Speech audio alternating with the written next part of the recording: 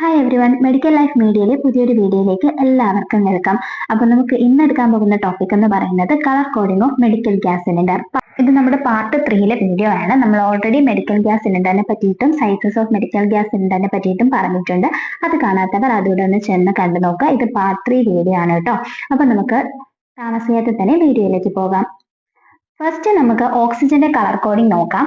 Oxygen black body with white shoulder 2000 PSI ആണ് pressure എന്ന് പറയുന്നത്. ഓക്കെ, നൈട്രസ് ഓക്സൈഡിൻ്റെത് ബ്ലൂ കളർ ബോഡിയാണ്, 760 PSI ആണ്. കാർബൺ ഡയോക്സൈഡിൻ്റെത് ഗ്രേ കളർ ബോഡിയാണ്, 750 PSI ആണ് കേട്ടോ. നൈട്രജൻ ബ്ലാക്ക് കളർ ആണ്, Entonox blue body with white shoulder ആണ്, 2000 PSI ആണ് പ്രഷർ എന്ന് പറയുന്നത്.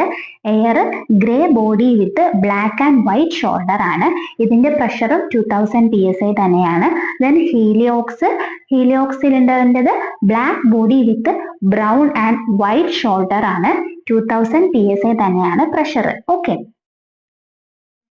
അപ്പോൾ ഇന്നത്തേത് നമ്മുടെ വളരെ ചെറിയൊരു വീഡിയോ ആയിരുന്നു. Thanks for watching. അപ്പോൾ നിങ്ങൾക്ക് എന്തൊക്കെ ടോപ്പിക്സ് ആണ് ഈ എടുത്ത് തരേണ്ടത് എന്നുള്ളതെല്ലാം നിങ്ങളൊന്ന് കമന്റ് ചെയ്യാട്ടോ.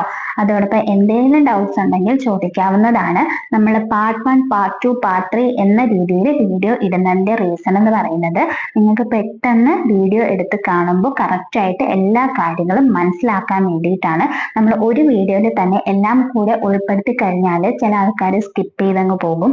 അതോടൊപ്പം നിങ്ങൾക്ക് കുറേ പോയിന്റ്സ് മിസ് ഔട്ട് ആവുകയും ചെയ്യും. അപ്പൊ പഠിക്കുന്ന കാര്യമായതുകൊണ്ട് നമ്മൾ വലിച്ചു നീട്ടി പറഞ്ഞു കഴിഞ്ഞാൽ ഒരുപാട് പേർക്ക് അത് ഭയങ്കര ബോറടി ആയിരിക്കും. അതുകൊണ്ടാണ് ചെറിയ ചെറിയ രീതിയിൽ ടോപ്പിക്സ് ആയിട്ട് ഇടുന്നത് കേട്ടോ.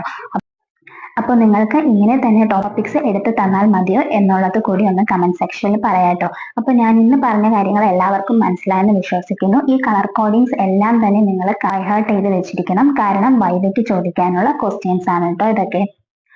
അതോടൊപ്പം തന്നെ നിങ്ങളുടെ 5 മാർക്ക് ക്വസ്റ്റ്യൻസിലും നിങ്ങൾക്ക് ഇത് ഉൾപ്പെടുത്താവുന്നതാണ്.